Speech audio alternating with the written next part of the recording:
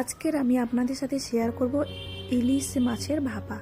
এটা সম্পূর্ণ আমার নিজস্ব রেসিপি, আমি যেভাবে বানাই সেইভাবেই আমি আপনাদের সাথে শেয়ার করব। দেখতে পাচ্ছেন আমার কয়েকটি ইলিশ মাছ, এইগুলোই আমার লাগবে। এগুলোকে আমি নুন হলুদ মাখিয়ে ম্যারিনেশন করে নেব।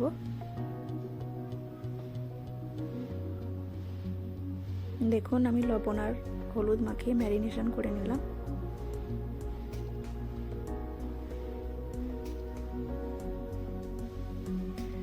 এবার দেখুন আমি ইলিশ মাছের সর্ষে পোস্ত বানানোর জন্য যে গ্রেভিটা বানাবো তার জন্য দেখুন নিয়েছি পোস্ত, সর্ষে, কয়েক টুকরো কাজু বাদাম আর কয়েক টুকরো নারকেল। এটাকে আমি স্মুথলি একটা পেস্ট বানিয়ে নেব মিক্সিতে। দেখুন আমি নিয়ে নিচ্ছি এটা। এর মধ্যে আমি দিয়ে দেব নারকেলটাও আর দু তিনটে কাঁচা লঙ্কা। দেখুন 4টে মতো কাঁচা লঙ্কা দিয়ে দিলাম। এবারে সামান্য একটু জল দিয়ে একটা মিক্সিতে পেস্ট বানিয়ে নেব। এবার আমি মাছগুলোকে ফ্রাই করে নেব। আর দেখুন এই যে পেস্টটাও আমার বানানো হয়ে গেছে।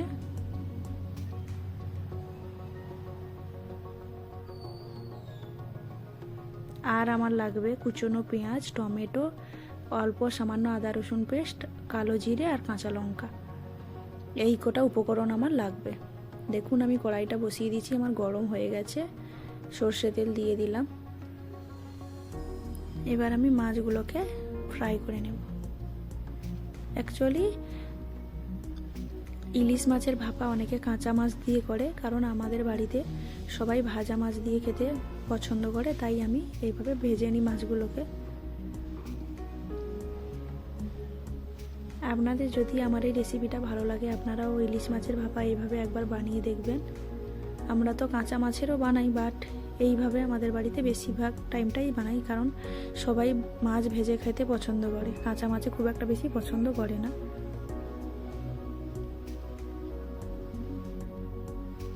দেখতে পাচ্ছেন আমার মাছগুলো ভাজা হয়ে গেছে। এবার আমি মাছগুলো তুলে নেব।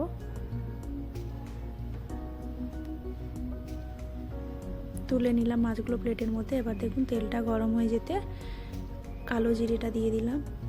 এবার দিয়ে দেব কাঁচা লঙ্কাটা।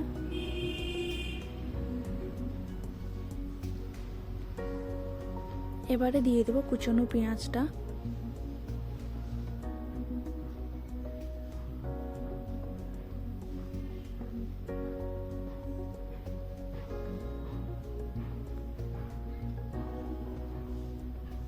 দেখুন কুচনো পেঁয়াজটাকে আমি 1 মিনিটের মতো ফ্রাই করে এই যে আদা রসুন সামান্য একটু দিয়ে দিলাম, খুব বেশি না, সামান্য। এটা আমি 1 থেকে 2 মিনিট ফ্রাই করে নেওয়ার পরে এবারে টমেটো কুচনোটা দিয়ে দিলাম। এটাও আমি সেম প্রসেসিংয়ে 1 থেকে 2 মিনিট গলে যাওয়া অবধি ফ্রাই করে নেব। এবারে ড্রাই স্পাইসেসগুলো দিয়ে দেবো। দেখুন জিরে গুঁড়ো, এবারে দেবো লঙ্কা গুঁড়ো আর হলুদ গুঁড়ো। এই 3টে শুকনো মশলা দিয়ে এবারে ওই যে মশলা পেস্টটা আমি বানিয়ে রেখেছিলাম ওটা দিয়ে দিলাম। এবারে এটা ভালো করে কষিয়ে নেব একসাথে।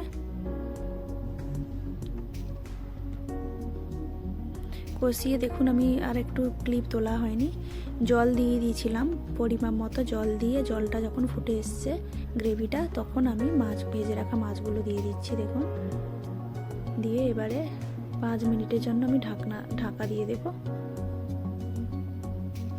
দেখুন আমার 5 মিনিট হয়ে গেছে এবং গ্রেভিটা পুরো কমপ্লিট হয়ে গেছে। আমি দেখলাম আর একটু ঢাকা দিয়ে দিয়েছিলাম। এবার আমি এর মধ্যে একটু সর্ষে তেল দিয়ে দেব। সর্ষে তেল আমার কিন্তু রান্নাটা একদম কমপ্লিট হয়ে গেছে। আমি এবার উপর দিয়ে অল্প একটু সর্ষে তেল দিয়ে দেব। জাস্ট 1 মিনিট রাখবো ঢাকা দিয়ে, তারপরে নামিয়ে নেব। আর আপনাদের যদি এই রেসিপিটা ভালো লাগে অবশ্যই একবার বাড়িতে বানাবেন। দেখুন গ্যাসটাও অফ করে দিলাম। এটা কিন্তু দারুণ খেতে হয়। আমাদের বাড়িতে সবাই এই রেসিপিটা ওই দিন খেয়ে সবাই খুব ভালো বলেছে খুব ভালো হয়েছে, টেস্টি হয়েছে।